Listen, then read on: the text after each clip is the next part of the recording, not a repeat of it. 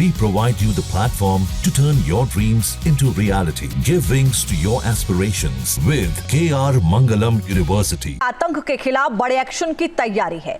देश का नेतृत्व महामंथन में जुटा हुआ है। लगातार बैठकों का दौर चल रहा है। कुछ अहम फैसले लिए गए हैं। एनएसए बोर्ड में बदलाव किए गए हैं। आखिर इन बैठकों और एनएसए बोर्ड में हुए बदलाव के मायने क्या हैं? क्या पाकिस्तान के खिलाफ जल्द एक्शन शुरू हो सकता है? देखिए रिपोर्ट।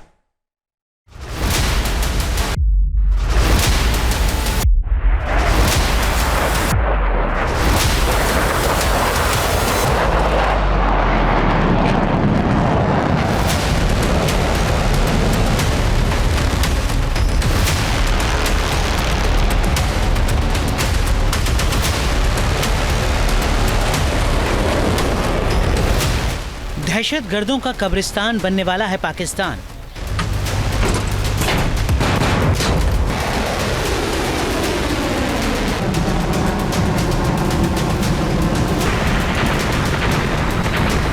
ऐसा हमला होगा कि आतंकी फौज और सफेद पोश दहशतगर्द कभी नहीं संभल पाएंगे।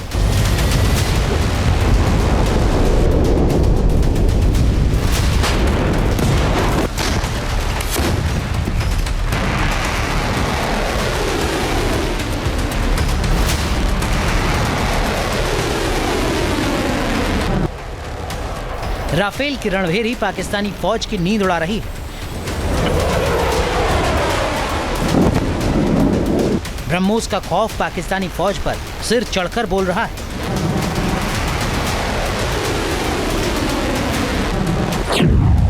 आतंक के खिलाफ सबसे बड़े एक्शन का ब्लूप्रिंट तैयार है।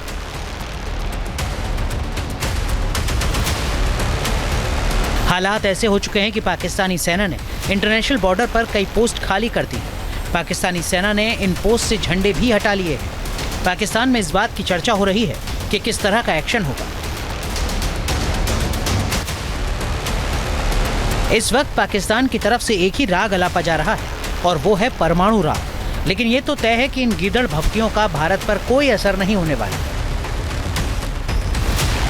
हाई लेवल मीटिंग के जरिए भारत अपनी तैयारियों को अंतिम रूप दे रहा है। सरकार में महायुद्ध का मंथन जारी है। आतंक के खिलाफ सबसे बड़े वार की तैयारी है। फिर प्रधानमंत्री आवास पर सुरक्षा मामलों की कैबिनेट कमेटी यानी सीसीएस की बैठक हुई। सीसीएस की ये दूसरी मीटिंग थी। पहली मीटिंग पहलगांव अटैक के अगले दिन 23 अप्रैल को हुई थी। सीसीएस की बैठक के बाद सीसीपीए यानी cabinet committee on political affairs की मीटिंग हुई। इस कैबिनेट कमेटी को सुपर कैबिनेट कहा जाता है। आखिर बार सुपर कैबिनेट की बैठक 2019 में पुलवामा हमले के बाद हुई थी। जाहिर है इन मीटिंग्स की अहमियत का अंदाजा लगाया जा सकता है। तो जो आसार हैं वो बहुत अच्छे हैं। हमारे तीनों चीफ्स बहुत कॉम्पिटेंट हैं। तीनों चीफ बहुत आला और एक्सपीरियंस तजुर्बेकार हैं। हमें पूरा भरोसा है कि वो अच्छे फैसले लेंगे, अच्छी तरह से पाकिस्तान को ठोकेंगे। पाकिस्तान पे बिजली कड़कने वाली है। मैं आपको बता दूं, पाकिस्तान में पैनिक है। सीसीएस और सीसीपीए की बैठक के बाद पीएम मोदी ने गृह मंत्री अमित शाह और रक्षा मंत्री राजनाथ सिंह से अलग से बैठक की। बैठकों के दौर के बीच सरकार ने एनएसए बोर्ड में बदलाव का फैसला किया। पूर्व रॉ चीफ आलोक जोशी को बोर्ड का अध्यक्ष बनाया है। इसके साथ ही बोर्ड में पूर्व सैनिक और आईपीएस को सदस्य बनाने को मंजूरी दी गई। उनके साथ बोर्ड में कुल 6 सदस्य होंगे। बोर्ड में तीनों सेनाओं के रिटायर्ड अधिकारियों को शामिल किया गया है। राष्ट्रीय सुरक्षा सलाहकार बोर्ड का काम राष्ट्रीय सुरक्षा सलाहकार और राष्ट्रीय सुरक्षा परिषद को सलाह देना है। सुरक्षा मामलों में ये थिंक टैंक की तरह काम करता है।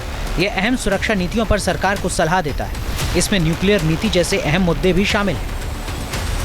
पहली बात, अगर उस बोर्ड में कोई चेंजेस आप ला रहे हैं तो बहुत ज़रूरी है कि सरकार इस बात को मानती है कि इस बोर्ड की इस पर्टिकुलर सिचुएशन में एक बहुत बड़ी रोल अदा होने वाली है। दूसरी बात, इस मुद्दे पर अपने आप सरकार काफ़ी गंभीर है। तीसरा, उससे भी बड़ी बात कि जब आप स्पेशलिस्ट इस बोर्ड में लेते हैं आर्मी के, तो वो भी अपने आप में दिखाता है कि सरकार एक मिलिट्री ऑप्शन के तौर पर, हालांकि वो राष्ट्रीय सुरक्षा का मामला है, लेकिन मिलिट्री पॉइंट ऑफ व्यू से एक क्लियर कट एडवाइस लेना चाह रही है।